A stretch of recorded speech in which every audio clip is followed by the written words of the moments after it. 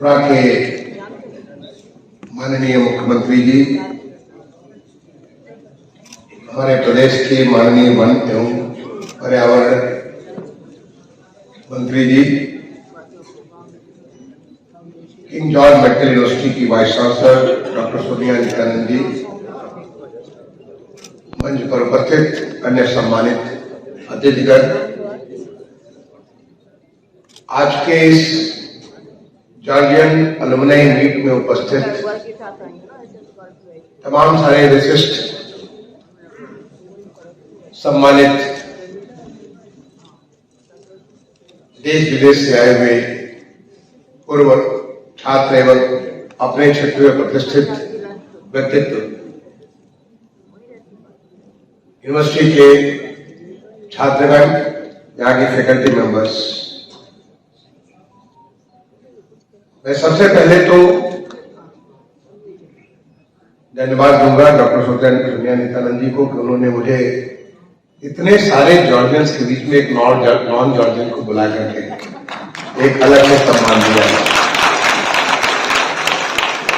मैं सोच रहा था कि इतने बड़े बड़े व्यक्तित्व है, एक तरफ माननीय मुख्यमंत्री जी है जो यहाँ के आपसे KGM से पास आउट किया, उन्होंने MDS किया, हमारे माननीय मंत्री जी हैं, डॉक्टर बलराम भार्गव जी को मैं बहुत नजदीक से जानता हूं क्योंकि मैं जब वो सेक्रेटरी हुआ करते थे उसमें मैं भी भारत सरकार में सेक्रेटरी था, उनके काम को बड़े नजदीक से मैंने देखा है, बहुत नजदीक से एसोसिएट किए हैं। और इतनी सारी हस्तियां जिन्होंने, अब संजीव जी को जानता हूं, धीमन साहब को जानते हैं, ऐसे तमाम सारी इतनी सारी हस्तियां, यहाँ आप सब इतने लोग मौजूद हैं और उसके बीच में मुझे आपने आमंत्रित किया तो अपने आप में मेरे लिए बहुत बड़ा सम्मान है। मैं सबसे पहले तो जो इतने सारे जॉर्जियंस उपस्थित हैं, इंटरनेशनल अंतर्राष्ट्रीय स्तर का मीट है और ये आपके कॉलेज की ताकत को दिखाता है।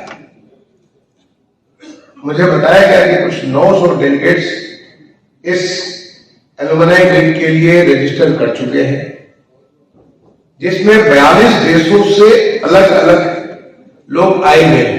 42 देशों से उनका रिप्रेजेंटेशन यहाँ पे है। मुझे बताया गया कि यहाँ पे USA से श्री दिनेश गोयल जी जो पूरा का पूरा वहां के नॉर्थ अमेरिका के जो एसोसिएशन है उसका, जॉर्जियन एसोसिएशन उसको हेड करते हैं, वो यहाँ पे मौजूद है। बताया गया विकास सिंह जी जो UK के, ऑस्ट्रेलिया से डॉक्टर शैलजा चतुर्वेदी जी, ऐसे तमाम सारे देशों से लोग आए हुए। इसी प्रकार से अभी ऐसे महानुभावों को, हमारी तो संस्कृति, सनातन संस्कृति में 70 साल से जब उम्र ज्यादा हो जाती है तो आप उसे देवतुल्य मानते हैं। हर कोई जो 70 साल से ऊपर हो गया उसको देवतुल्य, हमारी प्रार्थना है उस प्रकार। और यहाँ 93 वर्ष के हलीम साहब जो यहाँ पे प्रोफेसर हेड रहे, तमाम सारी चीजें आपने इतनी सारी उपलब्धियां हासिल की, आज यहाँ पे आप सबके मौजूद हैं। यहाँ पे दूसरे कोई 1950 बैच के, 1952 बैच के इतने पुराने जॉर्जियंस आए हुए, ये दिखाता है कि आपकी जॉर्जियंस की बॉन्डिंग कैसे है, आप सारे किस प्रकार से एक दूसरे से जुड़े हुए हैं। एक शब्द जो आप सबको नजदीक बना कर देता है, वो शब्द जो कि आपको वापस अपने जमीन पे फिर से, जहां से आप पैदा हुए, जहां से आपको वो ऊर्जा प्राप्त हुई जिसको लेकर के देश विदेश में आपने तमाम सारे नाम हासिल किए, तमाम सारी चीजें आपने लोगों को दी, जिसका एक सीधा उदाहरण यहाँ पे डॉक्टर बलराम भार्गव जी, जिस समय कोविड वैश्विक महामारी पूरे दुनिया के में ऐसी त्रासदी थी, सारे लोग जिस प्रकार से तितर बितर हो रहे थे, आर्थिक व्यवस्थाएं जो है, वहां की जो स्वास्थ्य जो व्यवस्थाएं थी, सारी की सारी चकनाचूर हो रही थी। और ऐसे में जब हमारे देश में बहुत कुछ नहीं था, कैसे माननीय प्रधानमंत्री जी के नेतृत्व में मेडिकल वर्ल्ड ने कमाल कर दी, कैसे जो ऐसे लोग थे जो कहते थे यहां तो इतनी सारी मौतें हो जाएंगी, कैसे ये लोग जो वैक्सीन लगा पाएंगे, हमने न केवल अपने देश के 200 करोड़ से ज्यादा लोगों को वैक्सीन लगाई, बल्कि दुनिया में भी लोगों को वैक्सीन पहुंचाई और अपने देश की बनी वैक्सीन पहुंचाई, जिसके बारे में पूरे दुनिया में तारीफ हो रही थी। ये कमाल था हमारे देश का, ये हमारे देश का कमाल था। जिस प्रकार से, क्योंकि मैं भी उस व्यवस्था का अंग था, मैं भी कुछ secretary urban and housing affairs PSA plants में देखता था। पीएसए प्लांट्स को पूरे देश में कैसे हम लोग लगा सकते हैं, ऑक्सीजन की वजह से मौतें हो रही थी, कैसे कर सकते हैं, किस प्रकार से सारे लोग मिल करके, और जैसे 90 दिन के भीतर भीतर पूरे देश भर में पीएसए प्लांट्स आने लगे, दूर दूर तक, अरुणाचल प्रदेश से लेकर के केरला तक, कश्मीर से लेकर के हर क्षेत्र में सब जगह लगे। जहां आप सोच नहीं सकते वहां मिलेंगे, कहीं हमारे जहाज से लाके लगे, कहीं ट्रेन से गए, कहीं कैसे गए, कैसे कैसे सब चीजें हुई। उस देश की ताकत दिखा रही थी। और इस देश में जो ताकत है, जो मेडिकल की जो ताकत है, उस चीज को दिखा रही थी। चाहे वो हमारा आयुष की व्यवस्था हो, हमारी मेडिकल की व्यवस्था हो, कैसे डॉक्टरों ने, हमारे जो नर्सेज ने अपने सब कुछ दांव पे लगाकर लोगों की जान को बचाया। और आप तो ऐसे कॉलेज से हैं जो कॉलेज, कितने सारे कॉलेज पैदा कर दिया है।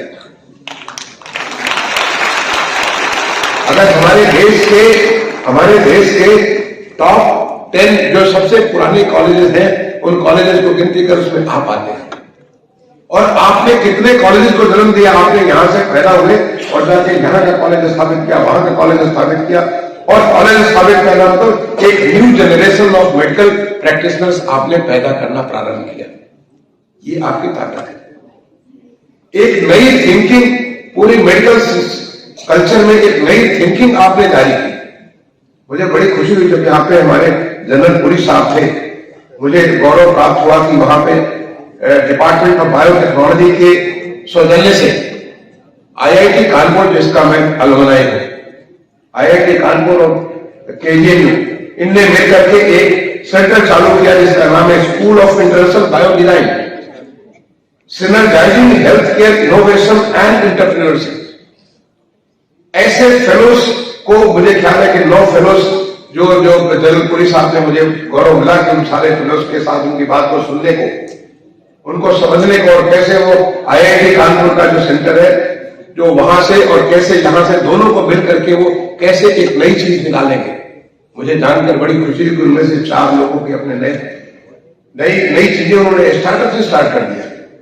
क्योंकि आज हमारे देश में एक नया कल्चर है, वो कल्चर है इनोवेशन का। ऐसा नहीं कि पहले इनोवेशन नहीं होता था, लेकिन इनोवेशन जो पहले होता था किंचित कहीं कहीं पे होता था, लोगों को नजर नहीं आती। आज इनोवेशन करना हर कोई सोचता है कि कुछ नया कुछ कर ले, नई चीज निकाले, नए मेडिकल प्रैक्टिस निकाले, नई दवाएं निकाले, नई इस तरह की नई चीजें करने का, नवाचार करने का आज देश में कल्चर बन चुका है। आज स्टार्टअप का देश में एक नया कल्चर, आज दुनिया का 3rd लार्जेस्ट स्टार्टअप हिंदुस्तान में। इतना सारा इन्वेस्टमेंट हमारे उत्तर प्रदेश में, अलग से हम लोगों ने पूरा स्टार्टअप को प्रमोट करने के लिए फंडिंग कर रखी, और हम एक अलग से प्राइवेट फंडिंग के बारे में भी उसके साथ एसोसिएट करके आगे काम करने जा रहे हैं। तो जो एक व्यवस्था देश में हो रखी है, उसमें ये एक नया प्रयास था। लेकिन ऐसे प्रयास और ज्यादा होने चाहिए, क्योंकि आप में जो ताकत है, जो मेडिकल यूनिवर्सिटी की जो ताकत है, उस ताकत को आप तब रियलाइज कर सकते हैं जब आज जिस प्रकार से देश बदल रहा है, देश की जो आवश्यकताएं हैं, जो देश का एक लक्ष्य है विकसित भारत, भाई 2047 में देश को विकसित करना है। ऐसा देश जो पूरी तरह स्वस्थ हो, सब कोई समर्थ हो, सब कोई अपनी क्षमता के मुताबिक देश को दे सके। हमारी अर्थव्यवस्था ऐसी हो जिसमें हम, जो आज आप America, England, Germany, Australia, New Zealand, इन सब सारे देशों में उसकी व्यवस्था के हम समकक्ष आकर के खड़े हो। और ये सब कुछ संभव है, क्योंकि जिस प्रकार से देश में सारे के सारे परिवर्तन हो रहा है, उस परिवर्तन में अगले देखते देखते हमारे सामने, हमारी जिंदगी के सामने हमें देखते नजर आएगा कि जो कमियां थी पहले, वो कमियां खत्म हो गई। उदाहरण के लिए आप कल को सोचिए, आपका खुद का कॉलेज, आप आते रहे होंगे तो क्या इतना स्वच्छ था पहले? क्या ऐसी व्यवस्था थी पहले? नहीं थी। ये हमारे सोच में परिवर्तन माननीय प्रधानमंत्री जी ने लाया है, जिसके नाते हम ऐसी व्यवस्था की आज केजीएम हो या केजीएम के बाहर भी आपको कूड़े का ढेर कहीं नहीं मिलेगा, आपको कहीं बहता हुआ पानी नहीं मिलेगा, कोई जल का भी संरक्षण हो रहा हो। ये हमारी सोच में परिवर्तन हो रहा है और उसके साथ साथ व्यवस्था में परिवर्तन हो रहा है। और इस परिवर्तन की लहर में जिसमें देश कैसे परिवर्तन कर रहा है, ऐसे में हमारे अनुमनाई का रोल और इंपॉर्टेंट हो जाता है। आप कैसे अपनी उस ताकत को, जो ताकत आपने हासिल की, जिसकी जड़ें वही है जहां आज आप मौजूद हैं, उन जड़ों में आज जो नए बच्चे पैदा हो रहे हैं, नए स्टूडेंट्स हमारे जो एमबीबीएस हो रहे हैं, एमडी हो रहे हैं और भी तमाम सारी डिग्रियां हासिल कर रहे हैं। यहाँ पे इतना बड़ा कॉलेज जो कि शुरुआत हुआ था 2016 में, देख रहा था कि कुछ 150-200 बच्चे थे, बताया गया कि आज लगभग 2000 के आसपास बच्चे। मुझे सोनिया जी ने बताया कि आज यहाँ पे लगभग 4250 बेड्स हैं। मैं समझता हूं कि one of the largest hospital होगा पूरे, if not in India but may be in the northern India, I don't know, I don't have those figures, but one of the largest 4250 beds हो, 550 faculty हो। तो क्या आप as a alumni उस faculty को जो एक नया नॉलेज है, एक नई चीज है, उस नई चीज को क्या उन तक ट्रांसफर कर सकते हैं, उन तक पहुंचा सकते हैं? आज बताया गया कि यहाँ पे सीएमई होने जा रहा है, कंटिन्यू मेडिकल एजुकेशन होने जा रहा है। आज टेक्नोलॉजी ने यह संभव कर दिया है कि आप चाहे इंग्लैंड में बैठे हो, अमेरिका में बैठे हो, जर्मनी, कहीं दुनिया में बैठे हो, जब कोविड का दौर था आप पूरी दुनिया भर से कनेक्टेड हुआ करते थे। आप कहीं भी बैठे हुए कि आप अपने पुराने जॉर्जियन के स्टूडेंट्स के साथ कोई नई टेक्नोलॉजी आ रही है, नया किस्म की सर्जरी आ रही है, नए किस्म का अगर डायग्नोसिस हो रही है, नई किस्म की चीजों जिससे कि लोगों की लाइफ बेहतर हो सके, लोगों की क्वालिटी ऑफ लाइफ बेहतर हो सके, क्या आप उनसे शेयर कर सकते हैं? बिल्कुल कर सकते हैं। आप कनेक्टेड होकर के उससे ऐसे नए लोग निकालें। क्या ऐसे लोगों को आप ऐसे एजुकेशन सिस्टम के साथ इंटर्नशिप के माध्यम से आप जोड़ सकते हैं? क्या आप नए रिसर्चेस, नई दिशा जो आप दे सकते हैं? क्योंकि आपका जो ज्ञान है, जो आप जिस जगह पे पहुंचे हुए वहां पे आपका बहुत कुछ ज्ञान है, बहुत कुछ आपकी दायरा बहुत कुछ बढ़ चुका है, लेकिन यहां वो बच्चे हैं जो आसमान में उड़ने के लिए तैयार है, वो अपने दायरा बढ़ाने के लिए तैयार है, और वो नए भारत के बच्चे, उभरते हुए भारत के बच्चे जो इस देश को विकसित बनाएंगे, क्या उनको वो ताकत दिला सकते हैं? अगर आप अपने वक्त में से थोड़ा सा वक्त निकालें तो आप जरूर दिला सकते हैं। आप क्या कुछ नई सोच इस यूनिवर्सिटी के बारे में ला सकते हैं? हमारे आईआईटी कानपुर में एक अलुमनी थे मिस्टर गंगवार। आज आईआईटी कानपुर में एक advance centre for medical research school बन रहा है। पहले बार आईआईटी कानपुर में 500 बेडेड हॉस्पिटल बन रहा है और वहां पे आर्टिफिशियल हार्ट बन रहा है। मैं जाके देख चुका हूं, आर्टिफिशियल हार्ट बन रहा है। कल को आपको मदद करेगा जो हार्ट लगाने की जरूरत, आर्टिफिशियल हार्ट से लोग अपना काम कर सकते हैं। और इतनी सारी चीजों पे काम चल रहा है उस स्कूल में। वहां पे मटेरियल साइंस देखिए कि एक समय एक वक्त होता है जबकि हमारी सारी साइंसेज एक दूसरे से जुड़ जाती है। तो जहां मेडिकल का ज्ञान है वहां मटेरियल साइंस का भी ज्ञान चाहिए, वहां इंजीनियरिंग का भी ज्ञान चाहिए, वहां और भी तमाम चीजों की इतनी नजदीक से आवश्यकता पड़ेगी। हमारे इलेक्ट्रॉनिक्स की भी, आईटी की भी, आर्टिफिशियल इंटेलिजेंस की जरूरत पड़ेगी। उन सारी चीजों को जोड़ करके आज आईआईटी कानपुर, पहले हम जाते थे एमआईटी में देखते थे, स्टैनफोर्ड में देखते थे, वहां पे मेडिकल स्कूल होते थे, आईआईटी में नहीं होते थे। आज आईआईटी में मेडिकल स्कूल और उसको कंट्रीब्यूट किसने किया? हमारे अलुमनी ने किया। मेरा खुद का एक classmate Rajeev Motwani, unfortunately he is no more, very brilliant. He was my classmate from computer science, मैं इलेक्ट्रिकल इंजीनियरिंग कर रहा, कंप्यूटर साइंस में था। He was a professor of computer science in US। इतने सारे उसने पेटेंट्स बनाए, इतने सारे पैसे उसने कमाए, अनफॉर्चुनेटली ही डाइड। उसकी वाइफ ने $1.5 मिलियन देकर के मोटवानी सेंटर, राजीव मोटवानी सेंटर वहां पे बनाया। आज वो राजीव मोटवानी सेंटर में पूरा टेक्नोलॉजी को कैसे प्रमोट कर रहे हैं, और technology in the use for the human beings, जिससे कि लोगों की जिंदगी बेहतर हो सके, तमाम सारी टेक्नोलॉजी को कैसे कर सके। पूरा एक राजीव मोटवानी सेंटर पूरा उन्होंने बनाया। क्या आप वो भी कंट्रीब्यूट कर सकते हैं? क्या आप कोई नए किस्म का रिसर्च शुरुआत कर सकते हैं? आप नेटवर्क करें, because you are in a very very powerful position. आपकी अर्थात आपका स्थान जो बहुत एक महत्वपूर्ण स्थान पे आप पहुंच चुके हैं।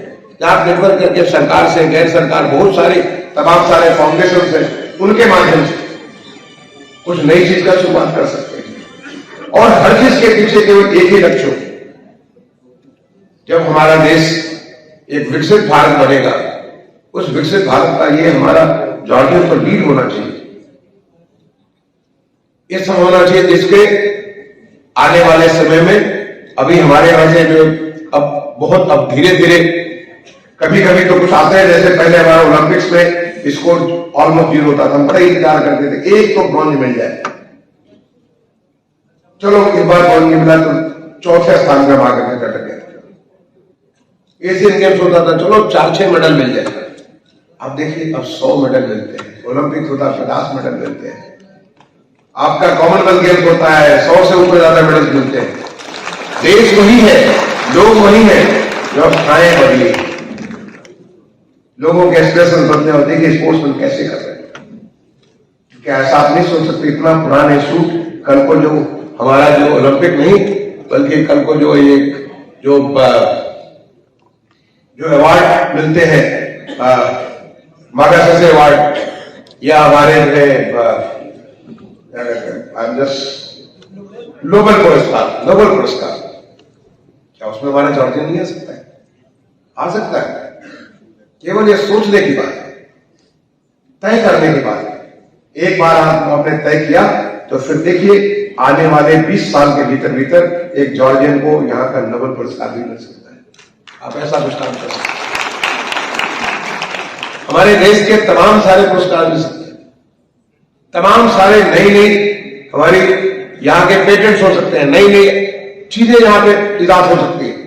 और वो सब करने के लिए आपकी ताकत की जरूरत है, क्योंकि जॉर्ज, ये हमारा किंग जॉर्ज मेडिकल यूनिवर्सिटी तो अपना काम तो कर ही रहा है, जो रूटीन में जो काम कर रहा है वो तो कर ही रहा है। आप उसमें कुछ नई ताजगी ला सकते हैं, और अगर आप ऐसा कुछ करेंगे तो ये आपका एक अस्थायी कंट्रीब्यूशन होगा, जिसको आप याद रखेंगे कि हमने वहां पे ये काम किया, क्योंकि हम वहां से पैदा हुए थे, वहीं से हमने सारी ताकत लेकर के आज देश दुनिया में हमने नाम किया हुआ है। और अगर नहीं करेंगे तो फिर तो ये हमारा एक मीट है, मिलेंगे जुलेंगे, खाएंगे पिएंगे, थोड़ा सा सांस्कृतिक कार्यक्रम देखेंगे, वापस चले जाएंगे। लेकिन फिर आपकी जो खुद की जो एक आपकी हैसियत है, आपकी जो आपका जो जज्बा है, और आज इस नए भारत के लिए जो प्रधानमंत्री जी का एक सोच है, सबका साथ सबका विकास सबका प्रयास, तो सबके प्रयास में आपका वो प्रयास अधूरा रह जाएगा। तो मैं आपसे अनुरोध करूंगा, चाहे जैसे भी कर सकते हैं, आप कोशिश करिए, देखिए कि कैसे आप अपने उस कॉलेज को जहां से आपने शुरुआत की थी, क्या ताकत आप दे सकते हैं, कैसे ताकत आप दे सकते हैं, कैसे यहाँ के बच्चों को एक नए लेवल पे ले जाने के लिए व्यवस्था आप कर सकते हैं, ताकि जॉर्जियन, अभी तो आप जब थे तो जॉर्जियन दूर से पहचाने जाते थे, क्योंकि एक ही बहुत थोड़े से कॉलेज हुआ करते थे। आज तो हमारे प्रदेश में हर जिले में मेडिकल कॉलेज है। आप 75 जिलों के मेडिकल कॉलेज से एक मेडिकल कॉलेज है। लेकिन क्या आपकी पहचान आपके उस विशेषज्ञता से, आपकी उन जो तमाम सारी चीजें जो आपने यहां से हासिल की वैसे हो सकती है, उसके लिए आप मदद कर सकते हैं। मैं आप सारे लोगों से यही अपील करूंगा आज के एलुमनी मीट में, कि आप जैसे भी हो, may be you are not able to continue, commit right away, but please do think over, please do think over in group also. There may be group of Georgians who will be there, जहां कहीं से आप आए हुए, चाहे उत्तर प्रदेश से या देश के किसी कोने से या दुनिया के किसी कोने से आप आए हुए, किसी शहर से आए हुए, आप एक बार सोचिए, क्या हम लोग मिलकर के कुछ कर सकते हैं? क्या हम कोई स्पेशल लेक्चर सीरीज स्टार्ट कर सकते हैं ताकि लोगों की हम कैपेसिटी बिल्ड कर सकें? क्या हम स्पेशल डेमोन्स्ट्रेशन कर सकते हैं? क्या हम 1 महीना ले सकते हैं, can you come and stay in the king George medical university for 1 month और मैंने जो विशेषज्ञता हासिल की है, पर्टिकुलर किस्म की सर्जरी हासिल की है, वो सर्जरी हम उसको कर सकते हैं। क्या हम इस पर्टिकुलर किस्म का इंस्ट्रूमेंट को हम यहाँ पे को डोनेट कर सकते हैं? क्या कर सकते हैं in individual capacity and in group?